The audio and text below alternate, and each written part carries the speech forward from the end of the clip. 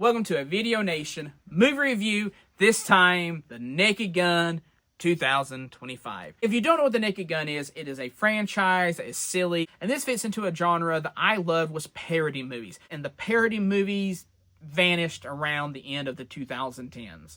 We had some people try to bring them back with the haunted house movies, basically a parody of Paranormal Activity, and it didn't work. And anyways, the point I'm trying to make is parody movies had officially basically died out.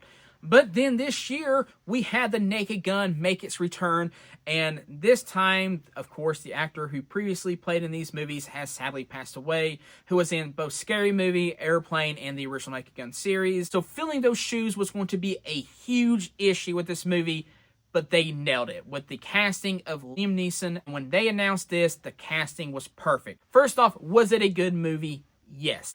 Now, was it as good as the original Naked Gun movies? No. But we'll address that in a minute. Now, there's things to watch out for. This mainly comes from just the humor being sometimes a little edgy. I personally think the main issue for me would be the sexual jokes in this movie. And I mean, they're out there. I mean, they're rough, so... But if you can avoid that, the rest of it's fine. Would I highly recommend watching an edited version on AngelVid, maybe? Yes. Yes, I would. That's all I basically got to say without getting spoilers. So, spoilers in 5, 4, 3, 2, 1... Why is there a circle spinning on the screen? Anyways, if you don't get that, that's a gag from the movie. No, the movie was actually funny. Now, here's the thing. These type of comedies are hard to do. For time, some of the jokes, even though I love them, here, take a chair... No, thank you, I have one at home, and then her dragging the chair out. Yes, it was funny, but honestly, they didn't need her dragging the chair out. That was a step into the too far zone. This movie felt much more in line with Scary Movie 3 and 4 than it did with the original Naked Gun. It's still fine as a continuation story, moving forward and everything else. I love it, and I love the fact it's not a remake. It's a continuation. He is the son of the previous detective. It's a legacy thing. There were some jokes that really worked. The jokes that just didn't work, like I said, feel like jokes that would fit better in a scary movie, not the original Scary Movies.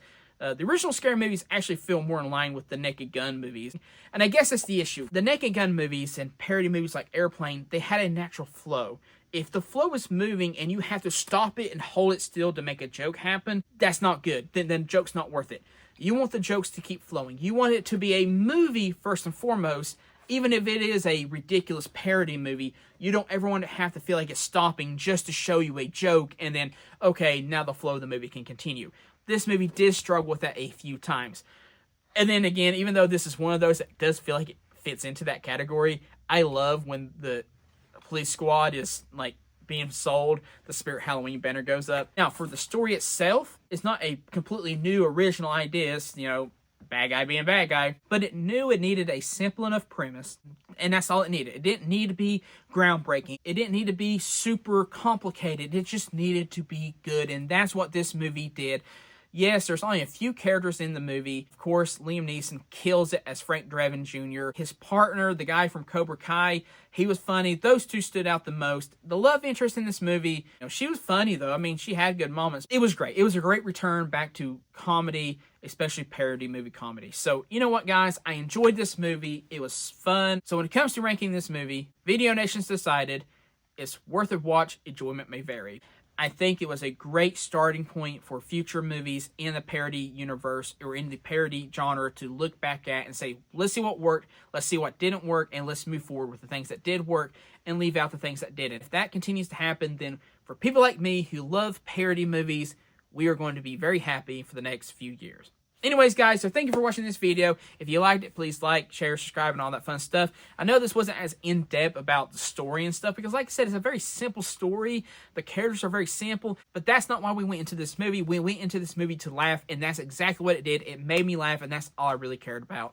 And it honored the past, and it wasn't disrespectful to the past, you know. Like I said, if it wasn't for the sexual content, this movie would probably even go higher up in my list. But anyways, thank you for watching. Check out some other stuff on this channel. Comment if you like the movie, if you've seen it or not, and I'll catch y'all next time.